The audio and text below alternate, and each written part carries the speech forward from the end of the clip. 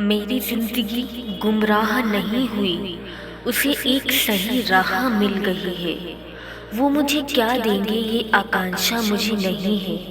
वो मुझे अपने आप में समाहित कर लेंगे हमेशा के लिए, ये क्या कम है। ये ही वो मेरे जीवन की संपूर्ण सार्थकता होगी। उनका विरह शेष कुछ नहीं। मुझे माफ करना सखी, मैं तुम्हारी राह पर कदम नहीं बढ़ा सकती। और अब तुम मेरे लिए कौन सा मार्ग खोलोगी। मेरे जीवन में तो समर्पण का दिव्य द्वार खुल चुका है और वह ही मुझे मंजिल तक पहुंचाएगा। इतना सुनने के बाद रीति सरिता ने पुनः प्रश्न उद्गमित किया। हे सखी, तुम बड़ी भोली हो, नादान हो, ना जाने तुम ये किसकी बातों में कह रही हो। मेरी समझ में तो तुम्हारी ये किताबी बातें नहीं आती। एक बार मेरी बातें ध्यान से सुनकर तो देखो। तुम्हें मूल्यवान ना बना दूं तो कहना, मुझे मददगार बनाकर देखो। जिससे तुम मदद की भीख मांगती हो, तुम्हें उनकी गुलामियत से ना छुड़ा दूं तो कहना। और तुम उस अदृश्य के लिए इतनी मुश्किलें सहती हो, तुम्हें कुछ नहीं मिलता, मेरी शरण में एक बार आकर तो देखो। तुम पर कृपा की बरसात ना हो तो कहना। समर्पिका उससे कहती है, हे सखिन, मैं तुम्हारी बात क्या करूं। मैं तो तुम्हें पहचानती भी नहीं। देखो बहन, प्रत्येक कर्तव्य का कोई ना कोई मानव उत्स होता है। कोई यश की इच्छा में, कोई अर्थ की इच्छा से, कोई भक्ति की कामना से अपना कर्तव्य निर्धारित करता है। मेरे गुरु अपूर्व संयमी हैं। उनके गुणानुवाद से, उनकी भक्ति से मुझे संसार का किनारा मिल जाएगा। और तुम्हारी चर्चा से मुझे सिर्फ संसार की गहराइयाँ ही मिलेगी, क्योंकि तुम असंयमी हो और मुझे अपने मूल्य नहीं चाहिए। मुझे तो श्रद्धा समर्पण की अमूल्य संपदा की प्राप्ति जो हो गई है। और तुम मेरी सहायता करना चाहती हो ना, गुलामी से छुड़ाना चाहती हो ना, तो तुम्हारे इस प्रश्न का जवाब मैं समय पर दूंगी। तुम्हें कुछ समय इंतजार करना होगा।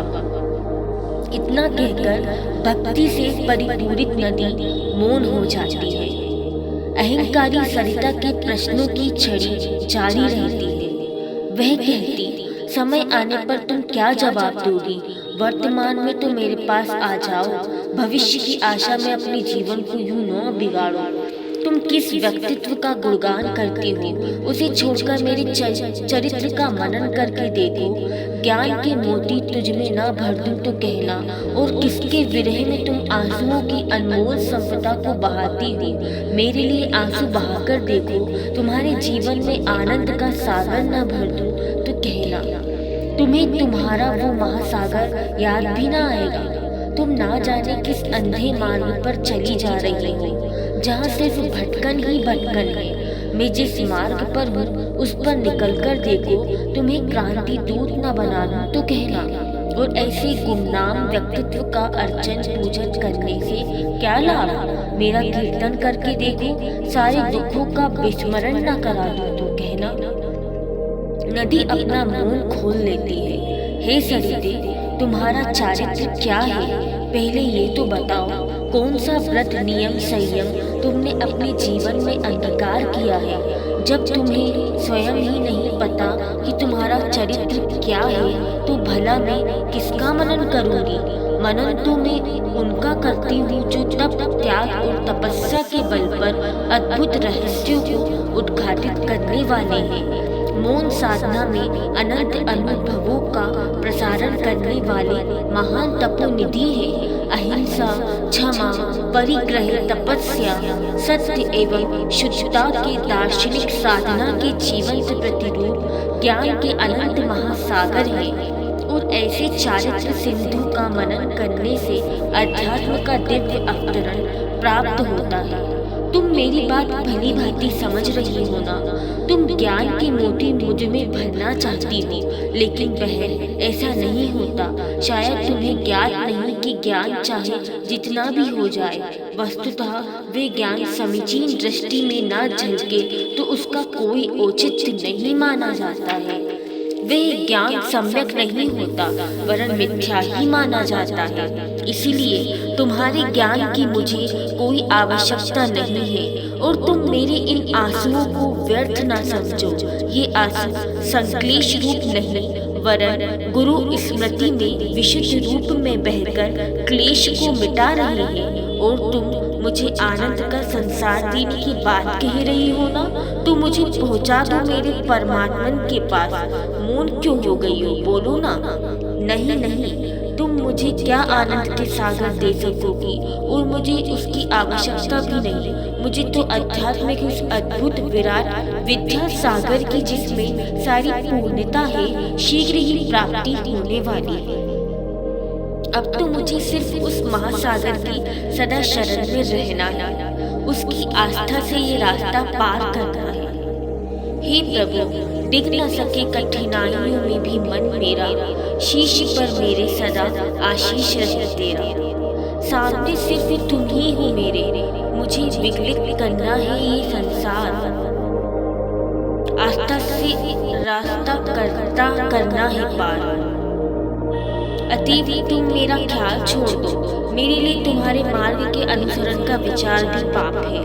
अब मैं तो अपना जीवन उन श्री जी के चरणों में समर्पित कर चुकी हूँ। उन्हें छोड़ मैं किसी और की अगले जन्म में भी नहीं हो सकती। मैं जीवन में क्रांति का नहीं, शांति का आविर्भाव चाहती हूँ। तो मुझे क्रांति दूत नहीं, शांति दूत बनना है, और उनका अस्तित्व गुमनाम नहीं, वो तो मेरे नस नस में व्याप्त है। मैं अंतर अनुभूति के आधार पर कह सकती हूँ कि तपस्या की भी कैसी महिमा होती है। इसी तपस्या ने उनकी आकृति को तप्त कंचन के समान निर्मल बनाया है। उस क्रांति से एक अद्भुत शांति टपकती है जो मुझे इतनी दूर भी प्राप्त होती है। उन महातपस्वी विराट स्वरूप के बारे में मैं अल्पज्ञ ज्यादा नहीं कह सकती, क्योंकि उनका विराट रूप मन में नहीं समाता। कितना भी कहूँ शेष बहुत रह जाता है। वह मन ही मन गुरु स्मरण करते हुए अपनी वाग स्रोत वासनी को जारी रखती है। तुम्हारी पूजा अर्चना की बात करती हूँ, ये तो सब व्यर्थ बाहरी बातें हैं, और फिर मैं तुम्हारे कीर्तन क्यों करूँ। पूजना तो उन्हें चाहिए जिन्हें पूछते पूछते स्वयं पूज्य बन जाए। ऐसे ही परम पूज्य महात्म की अर्चना, उनको पूजना मेरे जीवन के अनन्य अंतरंग हिस्से बन चुका है। सुनना चाहती हूँ कैसे, तो सुनो। उस असीम का सुंदर मंदिर मेरा लघुतम जीवन रे, मेरी श्वासें करती रहती नित्य गुरु का वंदन रे। मदरज धोने को उमड़े आते लोचन में जल कड़वे, अक्षत पुलकित रोम मधुर मेरी पीड़ा का चंदन रे। फिर तेरा क्या पूजन क्या अर्चन रे। इस तरह की उनकी पूजा से दुखों का विस्मरण तो ठीक है, समस्त संसार का ही विस्मरण हो जाता है। बोलो सरिते, इसके आगे भी क्या तुम कुछ और जिज्ञासा रखती हो? हाँ बहन, पूछना तो चाहती हूँ, किंतु अंतिम एक बार और तुम सोच लो, और तुम मेरी बनकर देखो। हर एक को तुम्हारा ना बना दो तो कहना। समर्पिका सरिता कहती है, मुझे हंसी आती है तुम पर। इतना कुछ सुनने के उपरांत भी तुम ये ख्याल देख रही हो कि मैं तुम पर अपना सब कुछ न्यौछावर कर दूं। तुम मुझे माफ करना सरिते, मेरे पास कुछ नहीं तुमको देने के लिए। मेरा तन मन धन सब मेरे गुरु का है। मेरे परमात्मन को मैंने अपना सब कुछ सौंप दिया है।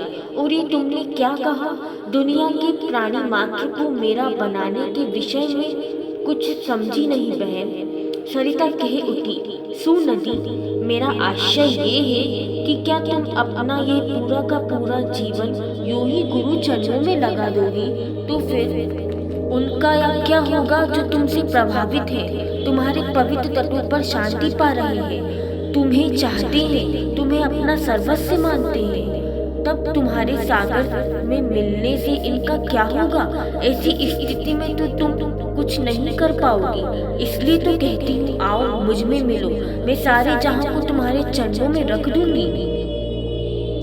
समर्पिका नदी उसकी इन बातों को सुनकर सिहर उठी और बोली, हे रीति सरिते, स्पष्ट लगता है कि तुमने अपने जीवन में किसी को समर्पण नहीं किया, तभी तो तुम अश्रद्धा की बातें कह रही हो।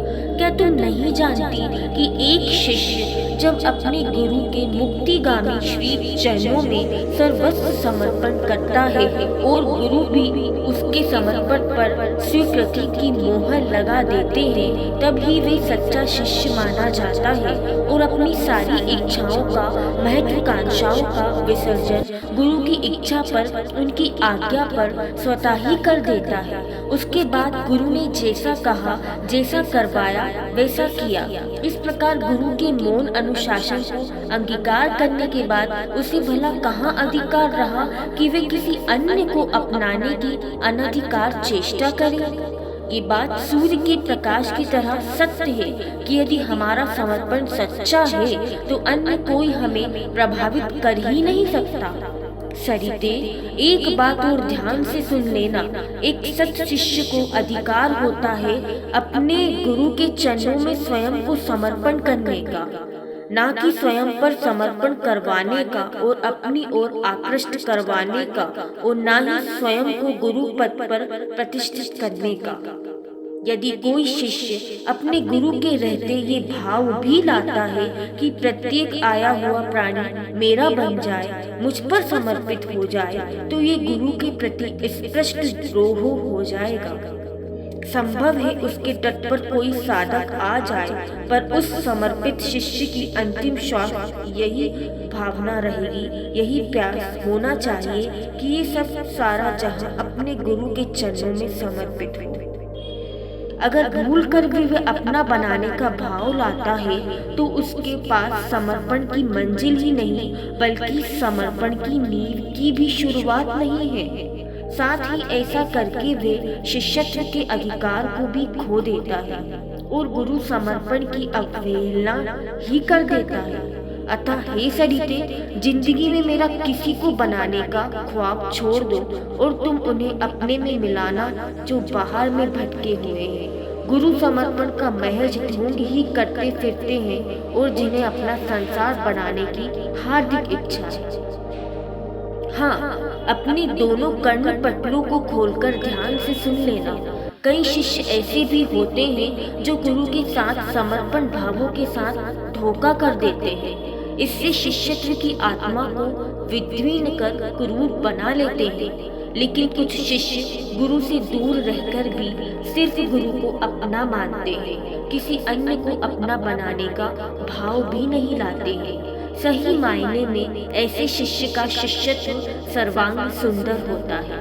इतना कहकर ही समर्पिता गुरु भक्ति में लीन हो गई, यह कहते हुए कि मैं उनकी आरती का हूँ अकिंचन दीप, मैं उनके सिंधु का हूँ खंडित सीप। चाहती हूँ मैं उन्हें छू लूं किसी भांति, पर कब पहुँच पाऊंगी मैं गुरु के चरण समीप। इतना सुनने के बाद वे रीति सरिता कहती है, क्या इस संसार में वो ही एक महासागर है जिसके प्रति तुम समर्पित हो? और भी तो ऐसे महासागर हैं, फिर भी तुम इन्हीं के पास क्यों जाना चाहती हो? हाँ बहन, तुम्हारा प्रश्न सर्वथा उचित है। समर्पण का ये मार्ग नितांत वैयक्तिक है, ये कोई एक निश्चित राजपाथ नहीं है। हर समर्पक की अपनी अनुभूति, अपना रास्ता होता है। वस्तुतः समर्पण किया नहीं जाता बल्कि हो जाता है। समर्पण देश और काल के प्रभाव से परे दृश्य जगत के ऊपर का मार्ग है। ये जन्म जन्मांतरों का कृत्य है। जो समर्पक होता है उसके भीतर जन्म जन्मांतर से ही समर्पण के परमाणु होते हैं। वो सही निमित्त व पात्र की तलाश में रहते हैं। जैसे ही उन्हें अपनी प्रकृति के परमाणु दिखाई पड़ते हैं, उनका संसर्ग होता है और व्यक्ति स्वतः ही अवगाहित होता चला जाता है। आत्मा की मौलिक एकता ही तो समर्पण है, क्योंकि समर्पण की शुरुआत मन से ही होती है। समर्पण आत्मा से प्रवाहित होने वाला एक अजरस आनंद स्रोत है। अतएव सरिते, जिसके प्रति समर्पण होना होता है हो ही जाता है। हमारे चाहने ना चाहने से कुछ भी नहीं होता है। समर्पण गुण, ज्ञान, रंग, रूप, वर्ण, लिंग आदि भेदों से उपरत व मुक्त हो जाता है। यही सब तो मेरे साथ हुआ है। मुझे तो ये भी स्मरण नहीं है कि मैं कैसे समर्पित हुई। बस होना था, हो गई। हे मेरी आकारण सखी, जब गुरु के प्रति श्रद्धा प्रगाढ़ हो जाती है तब उनकी अनन्य भक्ति भावना के पलों में कभी कभी ऐसा लगता है कि गुरु सचमुच ही हमारे पास आ गए हैं और हम उनसे बातचीत कर रहे हैं। ऐसे ही मन स्थिति में भावभीनी भक्ति से मीरा ने गाया था, छाड़ी लंगर मेरी बाहें गहुना। हे प्रभु, नाव की लंगर को छोड़ मेरी बाहें पकड़ लो ना, क्योंकि नाव को तो कोई भी तिरा सकता है, किंतु मेरे तो एकमात्र आप ही तारनहार हो, सहारे हो। इसी प्रकार मेरे गुरु का स्वरूप भी अनंत और विशाल है। अप्रतिम सौंदर्य से मंडित उनका अस्तित्व सर्वसम्मोहक है। उनका एक एक व्यवहार, प्रत्येक क्रिया अपूर्व आकर्षण से परिपूर्ण है। उन्हीं की दीप्ति से सारा जग जगमगा रहा है। दया विशुद्धो धम्मों की भावना का संचार उनके करुणामयी हृदय से निकली करुण पुकार से आवाहन हो रहा है। इसलिए मैं कहती हूँ, इस धरा पर सागर तो अनेक हो सकते हैं, पर महासागर तो एक ही है, वो है मेरे महासागर। रीति सरिता ध्यान पूर्वक सारी बातें सुन रही थी। सुनते सुनते उसने कहा कि हे सुकुमार समृद्धिका, तुम नन्ही सी जान जरूर हो, लेकिन तुम्हारी बातों में तो आकाश से भी ज्यादा विशालता और सागर से भी ज्यादा गहराई है। तुम्हारे इस अनंत ज्ञान, अनंत तेज और अत्यंत पवित्रता ने मेरे भीतर तीव्र आलोड़न विलोड़न प्रारंभ कर दिया है। तुम्हारे सार्थक विचारों ने मेरे भीतर भी वो पवित्र प्यास जागृत कर दी है। तुम कहती हो ना, जिसके जीवन में गुरु नहीं उसका जीवन शुरू नहीं। गुरु की खोज करो, उस परम सत्ता में अपना सर्वस्व अवगाहित कर भारहीन होकर जगत से ऊपर उठ जाओ। तो मैंने भी उसी दिशा में आज पहला पग रखने का निश्चय कर लिया है। मुझे तो मिल गया है वो मार्गदर्शक, पद प्रदर्शक, जिसके इंगित पर अब ये यात्रा होगी और मैं उसे इसी वक्त अपना गुरु स्वीकार करती हूँ। हे शुभे, तुम जानना चाहोगी कौन है वो जिससे मेरी ये अनंत प्यास बुझेगी? तो लो सुनो, तुम ही हो वो शीतलता, तुम ही हो वो तृप्ति, तुम ही हो। आज से अभी से अपना सर्वस्व गुरु मैं तुम्हें स्वीकार करती हूँ। अब तुम ही मेरी जिज्ञासा का सीमांत, श्रद्धा का केंद्र बिंदु और समर्पण का शिखर हो। इतना सुनते ही समर्पिका सरिता की बड़ी बड़ी आंखों में अश्रु बिंदु टरकने लगे। वे दोनों हाथों को जोड़ते हुए सरिता से कहने लगी, बस करो बहन, बस करो, इसके आगे मुझसे एक शब्द भी नहीं सुना जाएगा। ऐसा कहकर मुझ पर, मेरे समर्पित हृदय पर यूं कुठारा घात न करो। मुझे यूं पद भ्रष्ट, पद दलिता न बनाओ।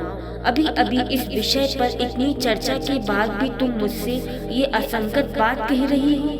नहीं सखी, इतने महान गुरु के रहते हुए यदि कोई शिष्य खुद ही गुरु बन जाए तो फिर गुरु शिष्य की महान परंपरा इस दुनिया में केवल दिखावा और छरावे के रूप में रह जाएगी। ऐसा समर्पण कर्म निर्जरा का नहीं, वरन कर्म बंध का कारण होगा, जो कि भव जलधि में प्राणी को भटकाता रहेगा। मुझे माफ करना, तुम्हारा ये अनुचित प्रस्ताव कदापि स्वीकार न होगा। घर में या कोई भी समर्पित शिष्य इस जघन्यतम आपराधिक कृत्य को करेगा तो उससे बड़ा कोई अधम व पापी न होगा। ऐसी सोच भी गुरु के विश्वास को धोखा देना है। वो हमें समर्पित मानते हैं और हम उनके भोलेपन से खेल खेलते हैं। उन्हीं के पास रहकर उनके ही प्रति विश्वासघात। खबरदार, ऐसा फिर दोबारा कभी न कहना, नहीं तो तुम्हारे और मेरे बीच की मित्रता हमेशा हमेशा के लिए विराम ले लेगी। इतना सुनते ही वे रीति सरिता थोड़ा क्रोधित होकर बोली, ठीक है, तुम्हारा तो समर्पण हो गया ना, तुमने तो पा लिया ना अनमोल निधि, तो फिर मुझे क्यों रोकती हो? क्या तुम्हारे जीवन में ऐसी इच्छा नहीं होती कि जैसे तुम तुम्हारे गुरु के प्रति समर्पित हो, ऐसे ही तुम्हारे प्रति भी कोई समर्पित हो, तुम्हारा अपना हो? आखिरकार तुम्हारा भी तो कोई अस्तित्व है, व्यक्तित्व है। समर्पिता नदी गंभीर वाणी में कहती है, हाँ बहन, मैंने इस जीवन में कई बार सोचा कोई मुझ जैसा, मुझसे भी अधिक समर्पित व्यक्ति मिले, किंतु मेरे अपने लिए नहीं, मेरे महान गुरु को मिले। मैं गुरु से प्राप्त इस श्रद्धा व समर्पण के अमृत को रोककर या बांधकर स्वयं तक सीमित नहीं करना चाहती, मैं तो उसका फैलाव चाहती हूँ। इसी कारण मेरी सदा यह भावना और प्रयास रहा है कि मुझ तक जो भी आए मैं उन्हें गुरु चरणों के करीब पहुँचा दूँ, जिससे उनके जीवन में भी संसार से पार होने की आकांक्षा जागृत हो, उनका जीवन भी सार्थकता को पा जाए। और जिस क्षण भी मेरे भीतर ये भाव आ गए कि मेरा भी अपना कोई हो, उसी क्षण मेरी श्रद्धा, मेरा समर्पण कुछ भी नहीं रहेगा। वस्तुतः बहन, मेरा अस्तित्व ही क्या है?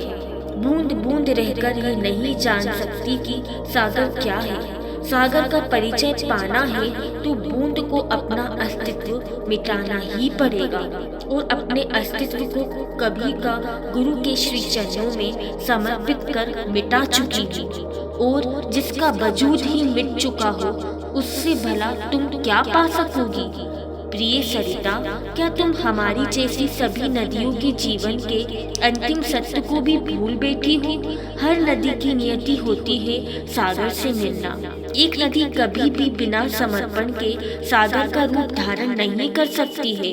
यदि उसने कभी ऐसा करने की कोशिश की भी तो एक पोखर मात्र बनकर रह जाएगी। अतएव बहन, अपने शब्द वापस ले लो और मेरे प्रति समर्पण के भाव को भी हमेशा हमेशा के लिए त्याग दो। और यदि वास्तव में तुम्हारे भीतर समर्पण के भाव जागृत हो ही गए हैं, तो उन्हें उसी विराट महासागर की ओर अवगाहित करने का प्रयास करो। विशाल रीति सरिता उसकी बात को सुनकर थोड़ा मुस्काई और कहने लगी, ठीक है सखी, जैसी तुम्हारी इच्छा, किंतु एक बात और बताओ, तुम्हारे महासागर के पास तो कई समर्पित आते होंगे। नए नए समर्पितों को आने से पुराने समर्पितों की स्थिति में न्यूनता या प्रतिकूलता तो नहीं आती, क्योंकि सागर तो नित नवीन की खोज में रहता है। उसे भला पुराने व्यक्ति की कहाँ चिंता। गुरु से प्रारंभ में स्नेह मिलता है, किंतु जैसे जैसे समय का चक्र आगे आगे बढ़ता जाता है, वैसे वैसे उनका प्रेम भी घटता नहीं जाता क्या? तथा इससे दो शिष्यों के बीच ईर्ष्या तो जन्म लेती ही होगी ना? बोलो। नदी स्मित हास्य के साथ बोली, हे सखे, तुम प्रश्न सारे बहुत उचित करती हो। जैसे तुम कह रही हो वैसा होता तो है, किंतु कब? जब शिष्य का समर्पण गुरु के प्रति कम हो जाता है। शुरुआत में तो वो पूर्ण समर्पित रहते हैं, किंतु बाद में किसी कर्मोदय वशात उनमें व्यक्तिगत महत्वाकांक्षाएं, अहमियत, अभिमान आ जाता है, तो वे स्वतः ही गुरु के प्रेम पात्र नहीं रह पाते। सो प्रेम कम रहता है। सही मायने में देखा जाए तो समर्पण का पात्र जितना विस्तृत होगा, उतना ही प्रेम का पवित्र जल उनमें भरता चला जाएगा।